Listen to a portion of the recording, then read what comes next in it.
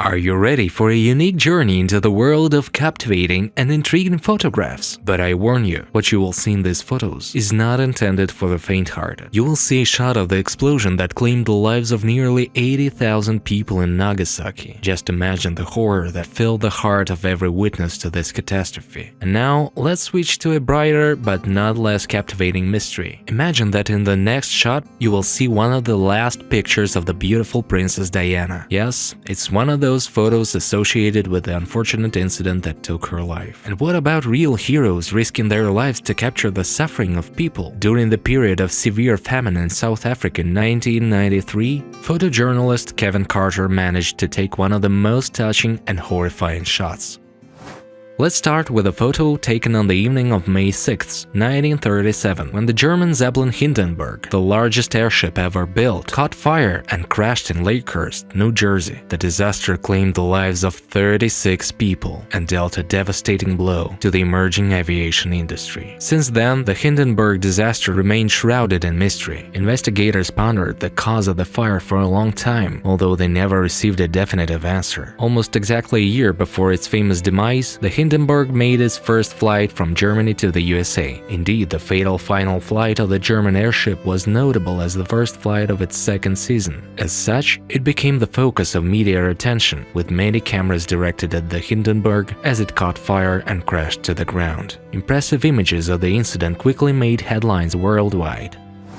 In the following photo, a dense column of smoke rises more than 60,000 feet above the Japanese port of Nagasaki as a result of the atomic bomb explosion dropped from an American plane on August 9, 1945. 26-year-old Lieutenant Charles Levy took the photo with his personal camera while aboard an observation plane that flew alongside the bomber to capture the power of the explosion. The explosion occurred just a few days after the detonation of the world's first atomic bomb, codenamed Little Boy, dropped by the USA on Hiroshima, resulting in the death of about 140,000 people. 3 days later, the second atomic bomb, Fat Man, claimed the lives of nearly 80,000 people in Nagasaki. Photos depicting the bomb's destruction on the ground were censored by US officials, but Levy's image of the explosion circulated worldwide. It was the only image showing the massive cloud in its entirety, but it didn't reveal the massacre on the ground or capture the incredible human casualties. The next photo comes to us from space. Just 19 minutes after Neil Armstrong's famous message to Earth, his partner Buzz Aldrin became the second person to set foot on the moon. During their time on the lunar surface, the two astronauts planted the US flag, took photos of the terrain, including pictures of each other, and spoke with President Nixon. Apollo 11 was the first successful manned mission to land a crew on the moon. Overall, it took the command module 76 hours to reach the moon and nearly 71 hours to return to Earth. Upon their return, the Apollo 11 crew was quarantined for 3 months due to concerns about lunar contagion. Landing on the moon was an engineering feat. According to estimates, 400,000 employees of the space agency were involved in the Apollo missions.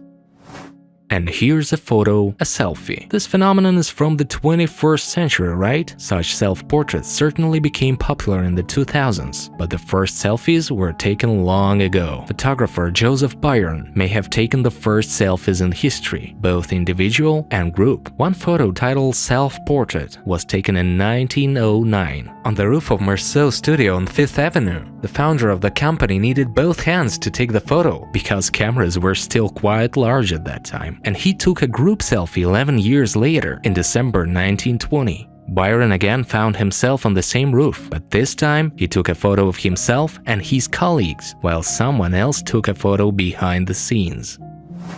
In 2007, the long-awaited trial over the death of Princess Diana and her lover Dodi Al-Fayed took place. During this legal investigation, an image of the princess moments before the Mercedes-Benz W140 S-Class crashed into the 13th pillar in the Pont de l'Alma tunnel at a speed of 120 miles per hour emerged. The photograph was taken by photographer Jacques Langevin in Paris on the night of August 31st, 1997. The photo captured Princess Diana, her head turned on the back seat. Also visible are Princess's bodyguard Trevor Rhys-Jones and driver Henri Paul shortly before the fatal accident. The image could have been taken after the couple left the Ritz Hotel in Paris, heading to Rue Cambon, or when they were already inside the Omagh Bridge. The photo was presented as part of the evidence in the Scott Baker inquest into the accident, during which the jury concluded that Diana and Dodi were unlawfully killed because their driver Henri Paul and the pursuing paparazzi were reckless. And this photo, taken on June 11, 1997, has gone down in history as the first photograph taken and sent with a mobile phone. On that day, engineer and entrepreneur Philip Kahn was in the maternity ward of Sutter Maternity Center in Santa Cruz, California, awaiting the birth of his daughter. While his wife was in labor, he decided it was the perfect time to send a photo of his newborn daughter using his flip phone. So, he connected the Motorola StarTAC phone, a Casio QV digital camera that took pictures at 320 by 240 pixels, and a Toshiba 430 CDT portable computer. The system was set up so that when he took a picture with his camera, it automatically connected to his web server, uploaded the photo, and sent email notifications to friends and relatives who could then log in to download the image. Kahn stated that he aimed to make a Polaroid of the 21st century, providing instant mail with photos. However, consumer equipment was not fully developed to make it work. Fortunately for him, but probably not for his wife, the labor lasted 18 hours. This gave the inventor a little time to create his ingenious device. He had most of the necessary things, and he sent an assistant to pick up the rest. It always happens that if it weren't for the last minute, nothing would ever be done, Kahn said. And he succeeded. On June 11, 1997, the first photo in history was sent with a phone, and the world changed. Since then, we haven't looked back. The next photo charms with its idol. Imagine strolling down the street with your little daughter, enjoying a warm summer day. You stop to take a picture, unaware that just a few steps away, there is a deadly danger. An inconspicuous red car filled with explosives is preparing to explode in a few seconds, but you don't know about it. You are unaware of the terrorist organization that rigged this car as a protest against peace and the ceasefire. You don't know that this terrorist act will become the bloodiest in the history of the conflict in Northern Ireland. In August 1998, a horrific terrorist attack occurred in Omagh, Northern Ireland. 29 people died and over 220 were injured. The terrorists warned of the explosion, but the police misunderstood their message and inadvertently led people towards the car, not away from it. The photograph found on a camera pulled from the rubble became evidence of survival. The man and his daughter, captured in the photo, miraculously remained alive, but it also serves as a reminder that life can change in an instant, and that even on the most ordinary day, something terrible can happen. Let it be a reminder that peace and safety are something we must fight for every day. This photo is known to everyone. It captures John Lennon, the music legend, signing a copy of his album Double Fantasy for Mark David Chapman. The irony of fate is that less than 6 hours later, Chapman will become Lennon's killer. Initially, Chapman was a big Beatles fan and admired Lennon, but after turning to religion and becoming a devoted Christian, he gave up his love for the band. Angered by Lennon's statement that the Beatles were more popular than Jesus, he was also irritated by Lennon's hypocrisy regarding material values. Chapman also considered it an insult to everyone whom Lennon had inspired to live a similar lifestyle. When Lennon left his apartment heading to the recording studio, Chapman approached him and asked for an autograph. The unsuspecting musician smilingly signed the record and walked away. But a few hours later, when Lennon returned, Chapman shouted at him and fired 5 shots. The killer stayed at the crime scene, reading J.D. Salinger's novel The Catcher in the Rye.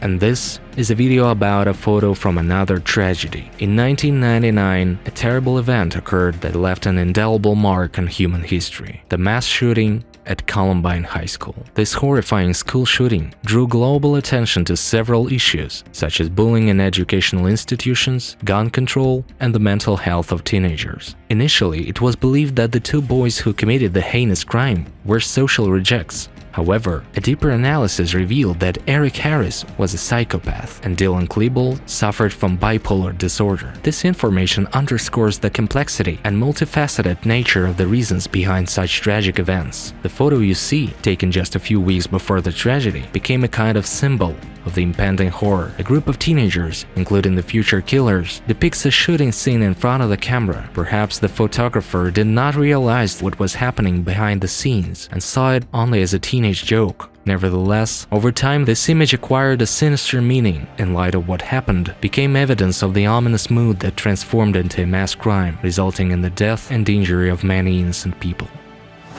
And here is a photo of the brothers Michael and Sean McKilkin. In 1975, the cheerful couple from San Diego decided to spend their vacation in picturesque California. In the company of their sister Mary, they enjoyed summer moments, taking photos against the backdrop of an approaching storm and making fun of their tousled hair, like many others around them. However, fate interrupted their carefree fun in just a few seconds. At the top of Moro Rock in Sequoia National Park, right after this charming shot was taken, the brothers were struck by lightning, causing them serious injuries. Despite the widespread belief, the lightning did not take their lives. This photograph has been used countless times over the years, mainly as social advertising aimed at drawing attention to the danger posed by lightning. The smiles on the happy, carefree faces of these brothers painfully remind us of the element capable of threatening life, and something we should not forget.